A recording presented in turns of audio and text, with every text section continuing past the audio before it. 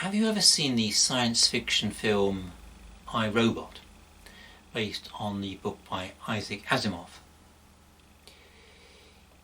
In it, a detective played by Will Smith is called to investigate the suspicious death of a scientist.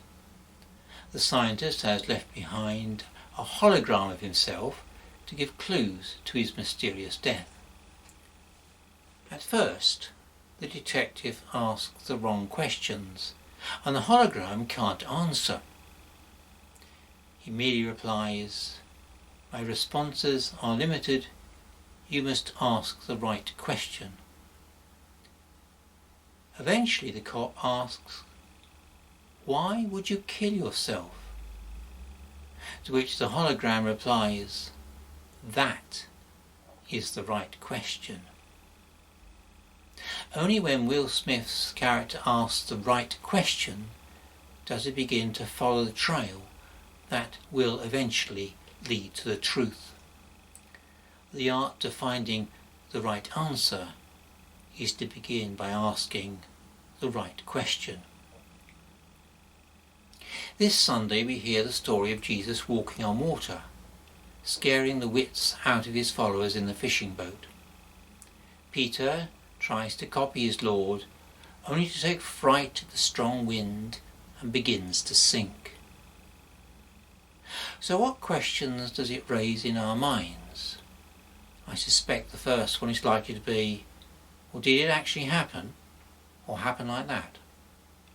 Then we get into an argument about miracles. We could say, God can do whatever he wants, so of course he can walk on water. Or, there are laws of nature, and God doesn't break his own rules. These arguments can generate a lot of heat, but very little light, because it's the wrong question. To decide the right question, let's explore the background of this story. We think that Matthew's Gospel was written in the Syrian city of Antioch, one of the earliest centres of Christianity. Certainly the first person to quote from this Gospel was the Syrian bishop, Ignatius of Antioch. Within the Jewish community of that city, there was a growing bitter division between those who accepted Jesus as the Messiah and those who didn't. Perhaps that acrimonious split is reflected in such passages as in Matthew as, "Brother will betray brother to death, and a father his child, and children will rise against their parents and have them put to death." This community split may also be reflected in this narrative of the storm. Matthew retells this story from Mark's Gospel, but adds his own particular slant. But Matthew has also included a similar story from Mark's Gospel. Back in chapter 8, Matthew recounts the parallel story of a boat on the Lake of Galilee. Here too, fierce rain and mighty waves terrify the disciples. Here, however, Jesus is with them in the boat. However, he is asleep. Terrified, the disciples wake him up. "Lord, save us," they cry.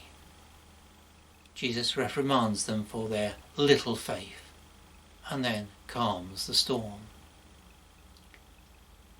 This first account leaves the confused disciples with a question. Who is this that even the winds and waves obey him? Who is this? For Matthew, that is the right question. Who is the one who comes to us in times of trouble? Who is the one who calms our fears? Who is the one whose presence we feel in time of crisis? Asking the right question will lead the disciples to discover a deeper truth. In the second storm story, the one we hear today, the same disciples are again battling in a small boat on the Sea of Galilee. But this time it's not the storm that frightens them, no. It's the terrifying, ghost-like figure walking towards them on the lake. The figure addresses them. "Do not be afraid, it is I." It's easy to miss the significance of that short sentence, "it is I." The Greek is ego eimi, literally meaning "I am." It is the answer that Moses receives at the burning bush when he asks God for his name. God has no name. He only designates himself as "I am who I am." The words ego eimi, "I am," is a claim to divinity. For underlying this whole story are some words from the Psalms concerning God himself. "Your way was through the sea, your path through the mighty waters, yet your footsteps were not seen." Jesus' actions are those of God. So the story leads to its climax when the disciples answer that earlier question, "Who is this?" We're told the disciples worshipped Jesus, saying, "Truly, you are the Son of God." We also know from the New Testament that the Apostle Peter was a significant leader in Antioch. Later generations would describe him as their first bishop. In the equivalent story found in Mark and John's Gospel, Peter is not mentioned at all. Yet this Syrian Gospel gives Peter a prominent role. It is impetuous Peter who responds, "If it is you, command me to come to you." Today we face storms. The waves of COVID storm across the world. The cold winds of recession are blowing through the nation.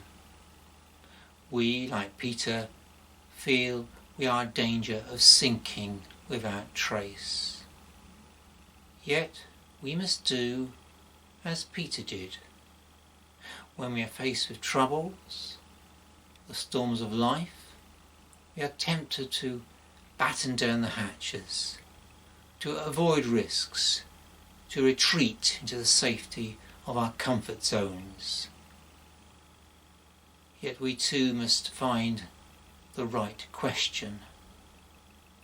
The disciples asked the first right question when they said, "Who is this?" and got the answer, "Be heartened, ego eimi, I am."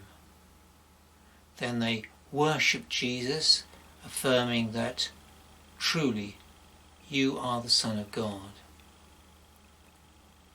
As we face an uncertain future, Peter helps us ask the right second question. Not, "What should we do?" but rather, "Lord, what do you want us to do?"